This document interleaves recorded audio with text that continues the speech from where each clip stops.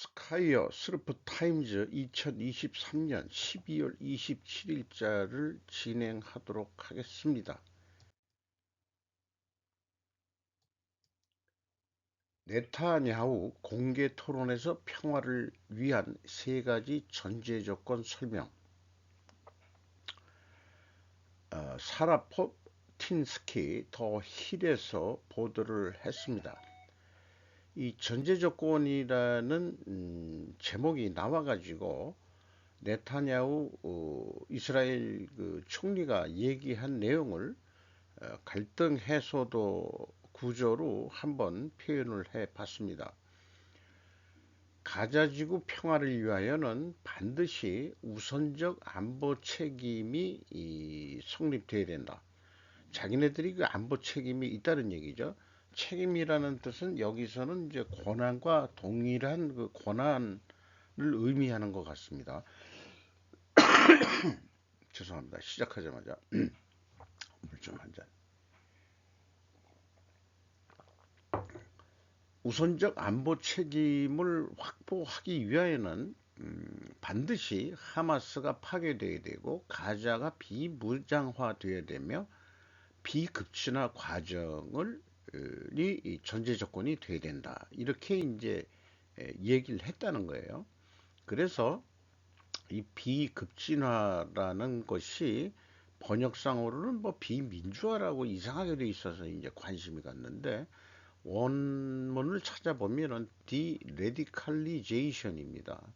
그래서 국문 번역으로서는 그 급진화가 타당할 것 같아서 했는데 이거에 대해서 반드시 이 하마스가 파괴돼야 되고 가자 비무장화가 돼야 되고 비급진화 과정이 돼야 된다. 왜냐하면이라고 본인이 얘기를 했는데 에브러함 협정을 만드는데 성공한 최근의 성과를 바탕으로 제2차 세계대전에서 연합군이 승리한 후 독일과 일본에서 비급진화가 성공적으로 이루어졌기 때문에 그렇기 때문에 오늘날 양국은 미국과 오히려 적이 아니고 동맹국이고 유럽과 아시아의 그 번영을 촉진했기 때문이다.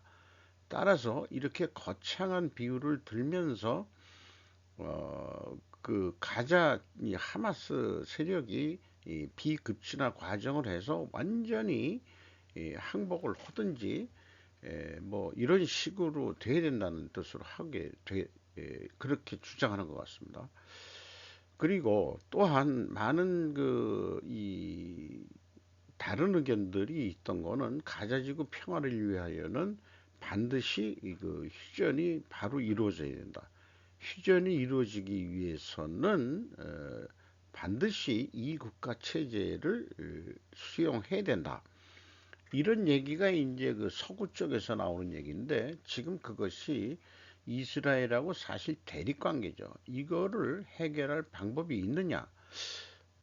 없는 것 같아요.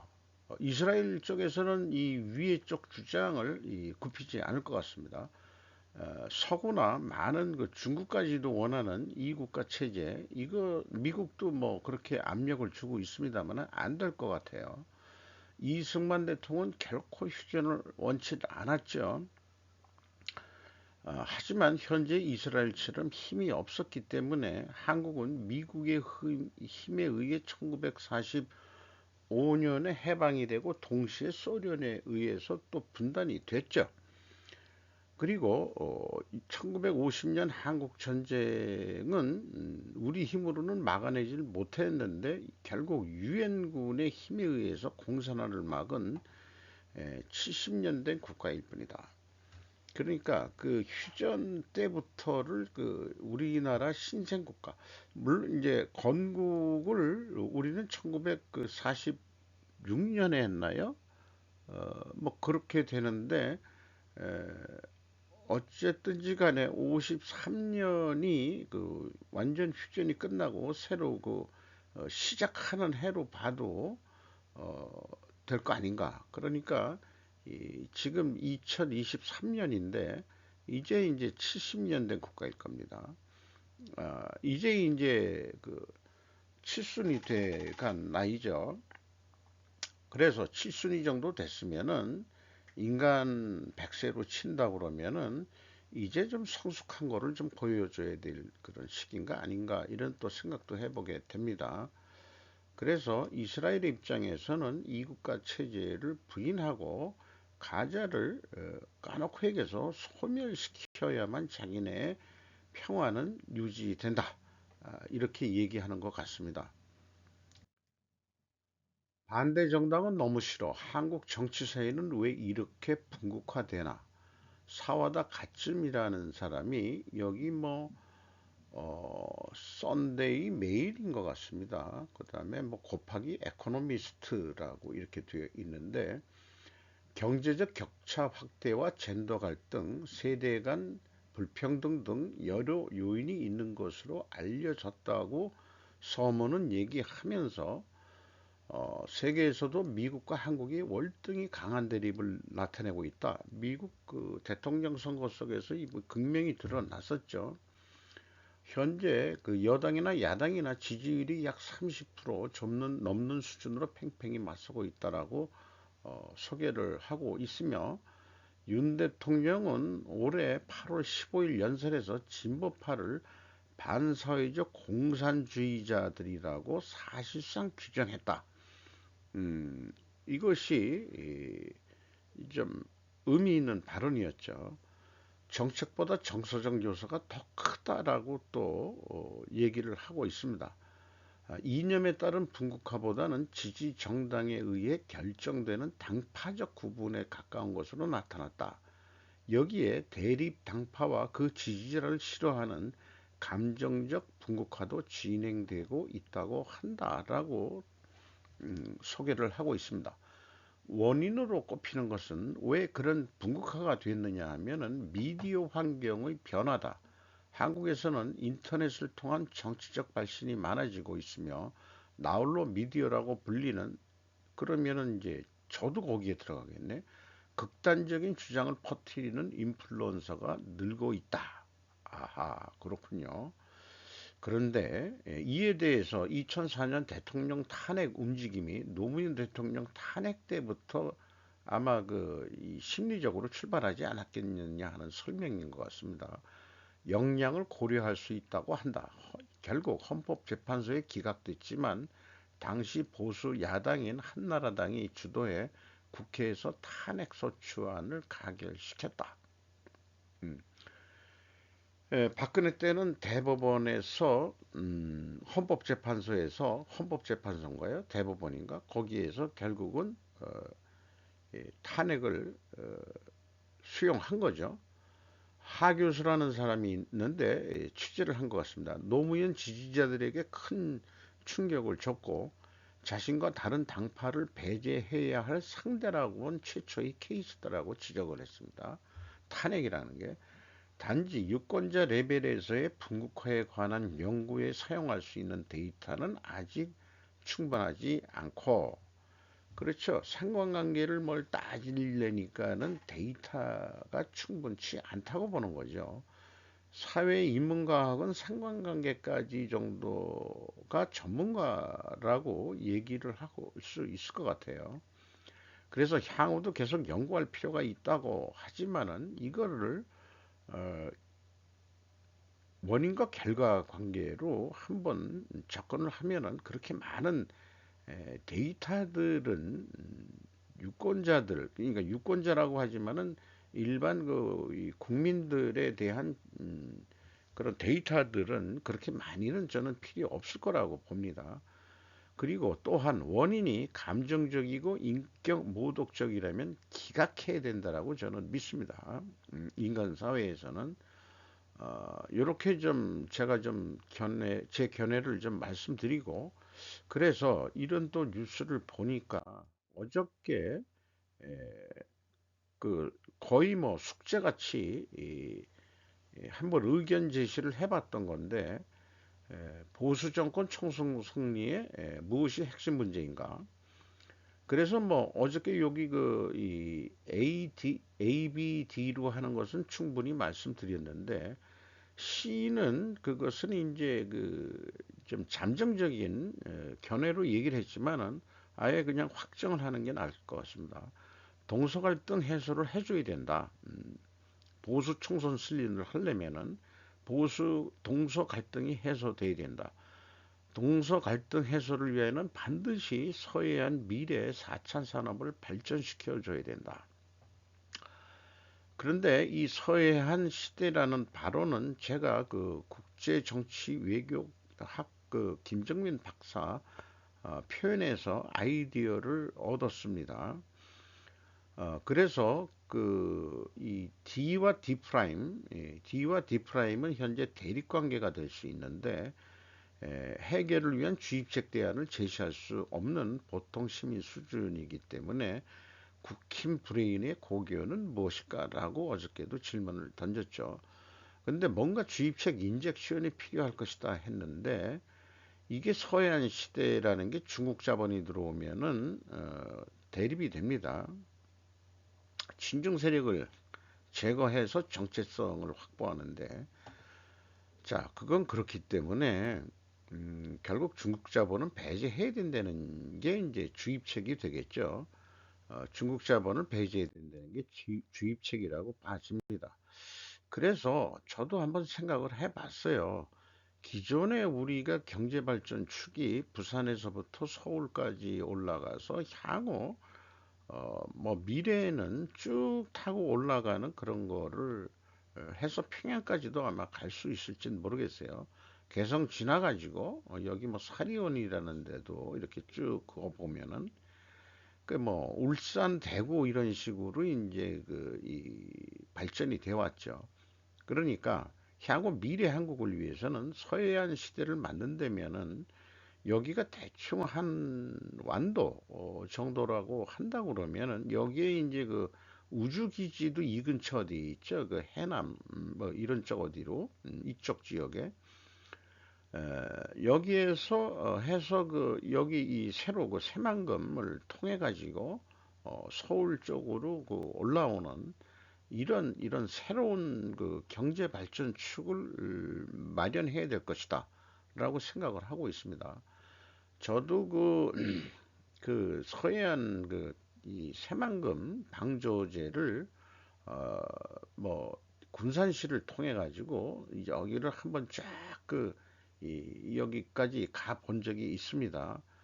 그래서 뭐 따로 다시 이제 다시 내려간 적이 있는데 엄청 그 큰 땅이 만들어졌죠. 여기를 그 4차 산업단지로 크게 만드는데 아마 그 글로벌 금융 자본들이나 또 국내 자본들도 여기를 좀 발전시키고 또한 향후 뭐 무역이라든지 부산이 무역항이 됐듯이 뭔가 큰 무역항을 이쪽에도 하나 이제 그 인프라로서 만들어야 되지 않겠느냐. 여기서 만든 물건들을 여기서도 이제 수출할 수 있겠죠. 그래서 대형 선박이 자만할 수 있는 수심이 깊은 곳까지 방조제를 연결한다. 이런 이제 표현도 주워 들었습니다. 그래서 중국 자본을 배제해야 된다는 걸 호응이나 하듯이 새만금 중국 자본 줄줄이 착공 연기 미 변수의 촉인장 조수영 기자 전주 MBC에서 보도를 했는데 새만금 쪽에 그 2차 전지 관련 그 합작법인들이 GM 코리아라는 게 있었고 그 다음에 저장성에 본사를 둔 롱바이 코리아 뭐 1조 2천억대 뭐 엄청 큰 돈들을 투자하려고 그랬었고 중국의 탄이신 에너지가 설립한 한국법인 A1 신소재 뭐 이런 것들이 줄줄이 연내 착공을 연기했다. 왜 그러냐? 겉의 이유는 공장 설계 변경과 관련 인허가 절차 장기화를 연기 사유로 밝혔는데 사실상은 미국발 중대 변수가 한몫했다는 거 아니냐? 그게 뭐냐면은 외국 우려 기업 FEOC 합작법인이라도 그 미국에서 안 만들고 어디서 만들었든지 간에 25% 정도까지만 합작이 되더라도 안 쓰겠다. 아, 규제다. 그러니까 안 된다 이거죠. 어, 그래서 성일 하이텍, LS, 에코, 엔드림 등 순수 그 국내 자본은 계속해서 그 연내 착공을 이행할 예정이다. 이렇게 이제 얘기를 하고 있습니다. 2차 전지만이 아니고 뭐 다른 바이오라든지 그 최첨단 산업 이런 쪽이 서해안 시대를 좀 만들어야 될 거라고 계속 생각하게 되네요. 반중을 해야 될 이유 중에 또 하나가 기술경찰 올해 형사입건 515명 반도체 핵심 기술 유출 막았다. 송복규 기자가 사이언스 조선에서 보도를 했습니다. 특허청의 기술경찰이라는 게 있는데 2023년도 대통령 표창 수상을 했고 반도체 기술 유출범 잡아 1,000억 원 경제 피해를 차단했다. 내년 수사 범위 확장의 사각지대를 해소하겠다. 해서 쭉그 소개를 하고 있습니다. 다른 뉴스에도 한국 반도체 업계의 전설은 어쩌다 중국의 기술을 유출한 산업 스파이로 전락했다. 미인계에 빠졌겠지. 돈의 유혹에 넘어가고. 한 반도체 영웅이 산업 스파이라니 중국 기술 유출 사건의 업계 충격. 이런 제목으로도 또 어, 그 기사들이 나왔습니다.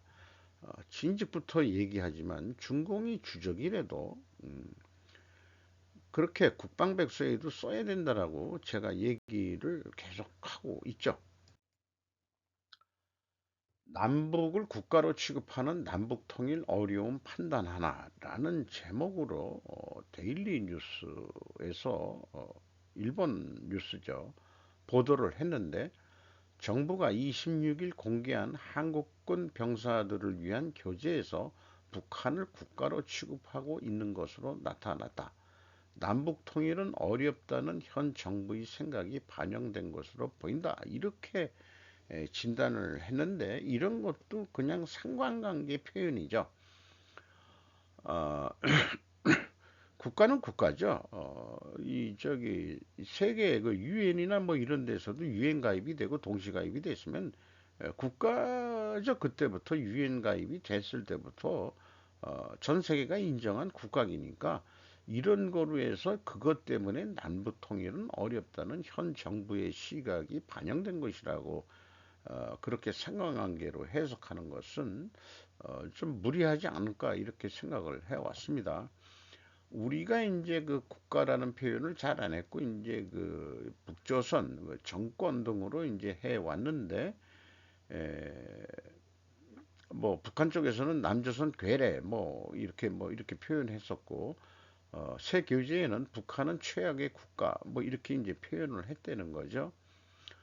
어, 그래서 이 고영기 씨라고 데일리 NK 재팬 편집장이 있는데 북한이 현 체제로 남아있는 이상 남한이 남북 통일로 가는 것은 불가능하다. 핵 문제가 높은 장애물인 것은 분명하지만 그 이상으로 인권 문제가 걸린다. 도대체 어떤 뭐 하고서 이렇게 근데 이게 저는 뭐 엉뚱한 표현이라고 그 생각을 합니다. 한편 북측도 김정은 위원장이 남한을 기존의 남조선이 아닌 처음으로 대한민국이라고 표현하고 있고 한국 언론은 남북 통일을 전제로 하지 않게 된 자세히 편이라고 지적하고 있다. 이렇게 소거했는데 이 댓글 중에서 그 괜찮은 댓글 이 아이디가 누군지 모르고 아마 그 이 한국인이 썼는지 일본인이 썼는지 그건 잘 모르겠어요. 일본 야후 재팬이니까 뭐 일본이라고 보는데 양국 빈부격차는 너무 멀어져서 향후 자칫 잘못하면 한국은 2천만 명의 난민을 떠안게 된다. 여러 가지 혼란이 예상된다. 농담이 아닌 현상 유지가 최선이라고 생각하기 시작했을 것이다. 라고 댓글 의견을 수준 높은 댓글 의견을 좀 붙였네요. 남북한 휴전협정에 남한은 당사국이 아니다. 유엔이다. 유엔과 북중 간 휴전협정인 것이다. 만약에 사태 때 일본은 유엔군으로 참전할 것이다. 이런 예상을 해볼 수 있겠어요. 국가 간 서로 인정하더라도 남북 통일은 포기했다. 뭐 이런 거를 미리 예단할 필요는 없지 않겠냐. 그렇게 생각을 하는데 제가 농담 삼아서라도 얘기했지만은 북한이 여기에 장애물이라고 얘기하는 핵 문제 높은 장애물인데 장애물이라는 것은 이제 제거하면 되는 거거든요. 그러니까 농담 삼아서도 얘기했지만 김정은이가 저 미국으로 향하던 한미일한테 향하던 미사일 방향을 180도 뒤로 돌리면은 해결되는 거야. 그게 이제 트럼프하고 합의를 그렇게 만약에 트럼프가 대통령이 된다면은 그런 것도 우리가 상상 시나리오를 생각할 수 있지 않겠냐. 이런 생각을 해 봅니다. 수도권 일극 집중, 지방은 소멸지역 위기에 현실성 육아 등 지원, 내실화로 출산율 증가도. 요거는 내역을 보니까 강원 화천군이 인구가 늘고 출산율이 늘었다고 돼 있어요.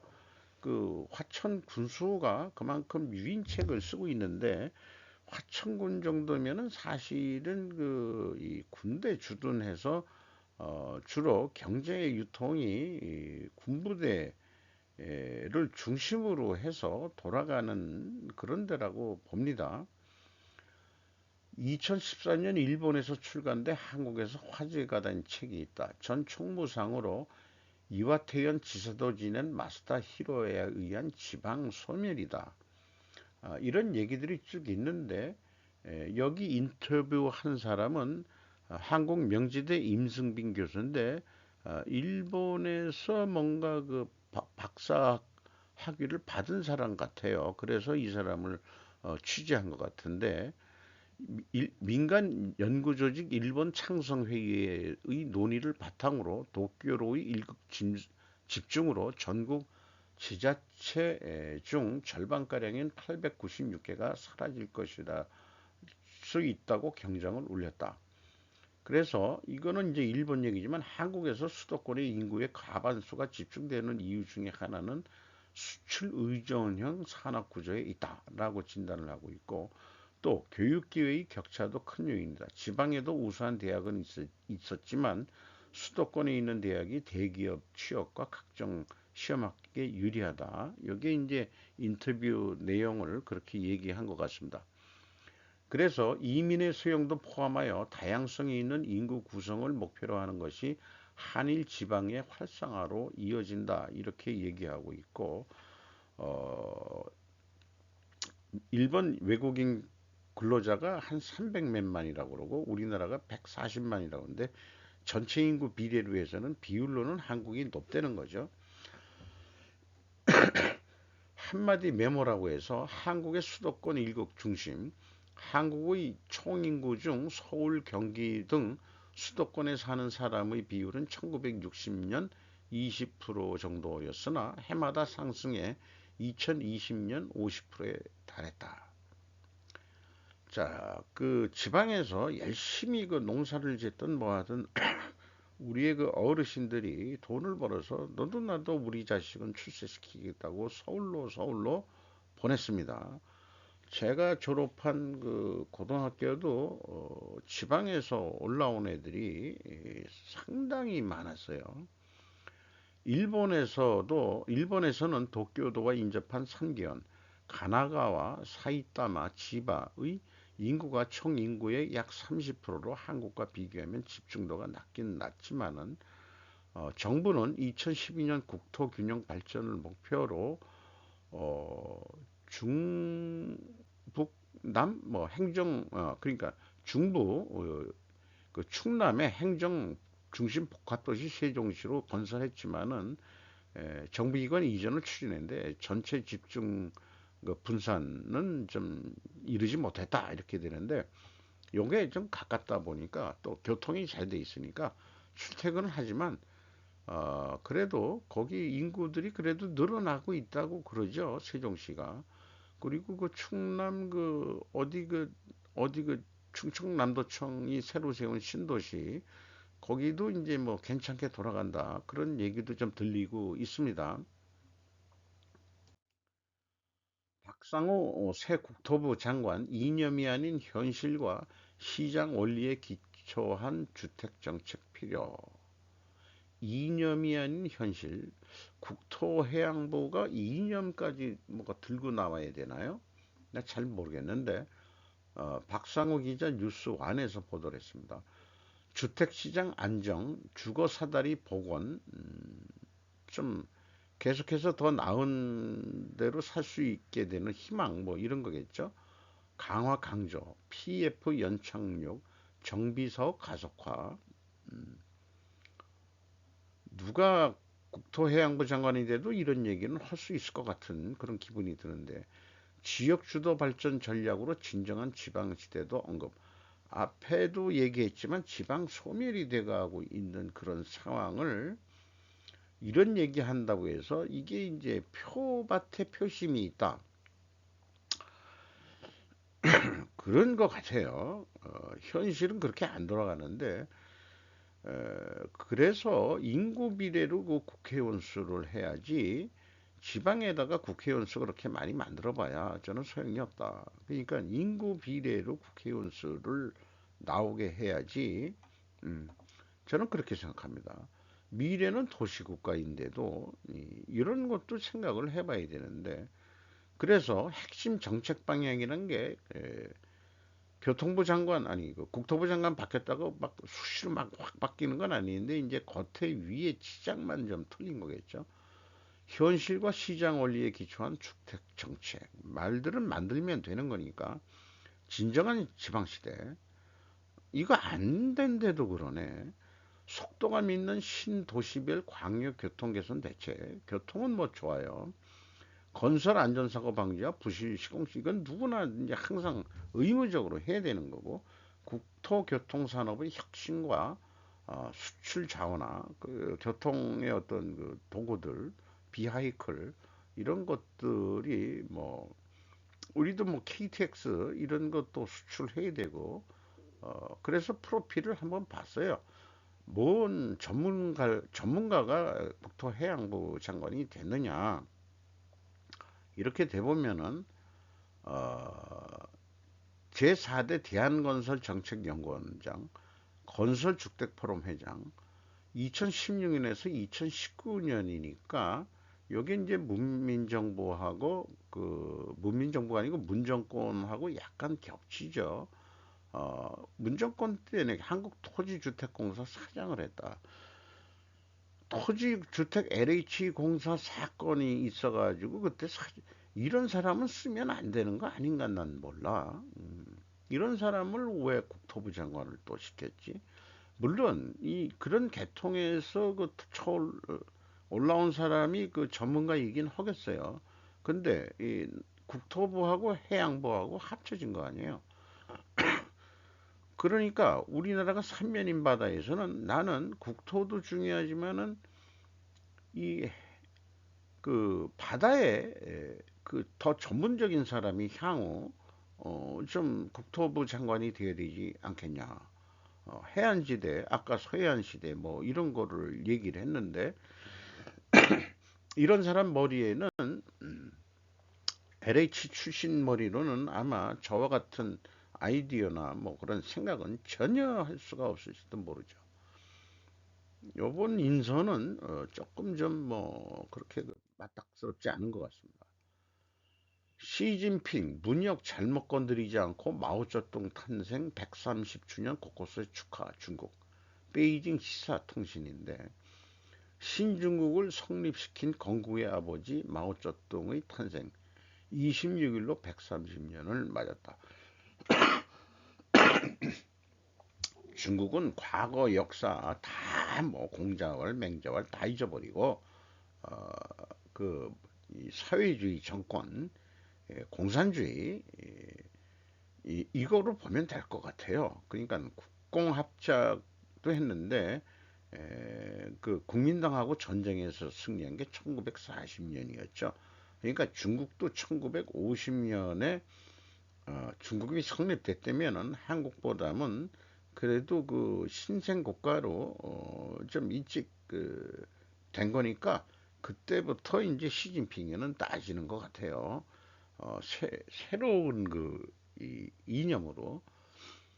그래서 그 뭐 이 뭐죠 이 문화혁명 운동이나 뭐 이런 등으로 그다음에 이제 많이 실패한 것도 있지만은 어쨌든 강국 건설과 민족 부흥의 위협은 계속돼야 된다. 이런 얘기하면서 결국은 그 샹하이방의 이 문호 개방을 해가지고 중국이 경제 발전 엄청 했는데 결과는 빈부격차가 커지고 경제 침체와 고실업률이 지속되면서 시민들의 불만이 커질 수 있기 때문에 우리 그 시진핑 엉하는 그래서 공동부유를 얘기하고 소산 광장에 모인 군중에는 진정한 공유제 실현 등 사회주의 구호를 외치는 젊은이들도 있었던 것으로 알려졌다라고 소개를 하고 있습니다. 공동부유는 전체적으로 못 살면은 불만은 없다 그런 얘기나 마찬가지로 보기 때문에 저는 공동부유 정책을 공동빈곤 공유다. 그러니까 빈곤의 공유제다. 이렇게 좀 표현하고 싶네요. 한동훈 비대위원장이 이제 드디어 취임을 했는데 운동권과 싸울 것, 그 다음에 서울서 싸울 것, 처칠 명연설 꺼냈다. 운동권 이제 그만 내려와도 될 것 같아요. 제 나이 때 약간 나이 어린 사람들이 운동권들이 많거든요. 우리는 호남에서, 영남에서, 충청에서, 강원에서, 제주에서, 경기에서, 서울에서 싸울 겁니다. 그리고 용기와 헌신으로 반드시 이길 겁니다. 우리는 상식적인 많은 국민들을 대신해서 이제 이재명 대표의 민주당과 그 뒤에 숨어있는 국민의회 군림하려는 운동권 특권 세력과 싸울 겁니다. 뭔 얘기인지 충분히 이해하겠어요. 한 위원장은 공포는 반응이고 용기는 결심입니다. 라고도 했다. 이 역시 처칠이 입에서 나옴으로써 유명해진 표현이다. 윤 대통령도 지난 3월에는 국무회의에서 미래지향적 한일 관계를 강조하며 만약 우리가 현재와 과거를 서로 경쟁시킨다면 반드시 미래를 놓치게 될 것이라고 말했다. 이 표현은 저는 이렇게 표현합니다. 미래가 원인이 되어 현재의 결과를 만든다. 이렇게라고도 저는 요즘 생각을 하고 있습니다. 미래의 목표를 잘 그려라. 그런 얘기겠죠. 그렇게 생각합니다. 지난해 국회에서 열린 추가 경정 예산안 관련 첫 시정 연설에선 각자 지향하는 가치는 다르지만 공동의 위기를 극복하기 위해 기꺼이 손을 잡았던 처칠과 애틀리의 파트너십이 필요하다고 그렇게 얘기를 해서 이번 비대위원장 오면서 그 처치를 인용하는 뭐 거의 뭐 독일과의 그 전쟁 상황까지 비유를 해가지고 영국이 어려웠던 시기 그런 것을 극복해 나가는 그런 용기와 그런 헌신 이런 것이 이제 좀 필요한 것으로 그렇게 표현들이 되고 있네요. 우연히 그 KBS 다큐를 봤는데 이 뭐 지도를 가진 자가 세계를 지배한다 뭐 이런 쪽으로 논리를 풀어갔는데 그럼 한국은 이시 조선 초기에 혼일강리역 대국 도지도, 혼일강리 역대 국도지도 이렇게 표현을 해야 되나? 이게 뭐 한자인 모양인데 이렇게 우측에서부터 읽은 거. 그때 조선에서 바라본 세계는 조선하고 중국뿐이 안 보이는 건데 그래도 이게 조그맣게 그린 게 인도고 그 다음에 이제 이 중동 사우디죠. 그 다음에 이게 아프리카. 요게 이제 지중해를 그린 것 같고 여기 이런 거 기숙하게 나온 게 이제 뭐 이탈리아 뭐 이런 걸 그린 것 같고 요게 스페인인 것 같고 요 북쪽은 뭐 뭐 이렇게 산으로만 많이 돼 있고 여기 굵게 이렇게 그린 게 만리장성인 것 같아요. 요게 그 여기 산동반도가 아니고 요동반도 그 산해관 쪽으로 끝나는 거로 막파 청나라 때 전에 명나라 때 완성을 한 거로 돼 있는데 이 중국 아새끼들이 만든 지도에는 이게 여기까지인가 뭐 이렇게 뭐 만들어 그 지도상으로는 그 속내가 그 옛날부터 좀 안 좋아요. 네, 그거 보면은 그래서 이제 그 몽골 때 이제 그 지도가 있었기 때문에 이제 근데 우리는 이런 지도 만들어 놓고 그러면 왜 세계로 못 나가서 중국은 왜 못 먹었어? 요 논리는 좀 그 지도를 가진 자가 더 넓은 땅을 차지한다. 이 논리는 그게 이제 안 맞는 것 같습니다. 그렇기 때문에 했고 이하 장들은 참고 자료로 항상 남겨놓는 거로 했습니다. 원인과 결과 관계가 왜 이런 시사 문제에도 왜 필요한지를 계속 잊지 않기 위해서입니다. 마치도록 하겠습니다.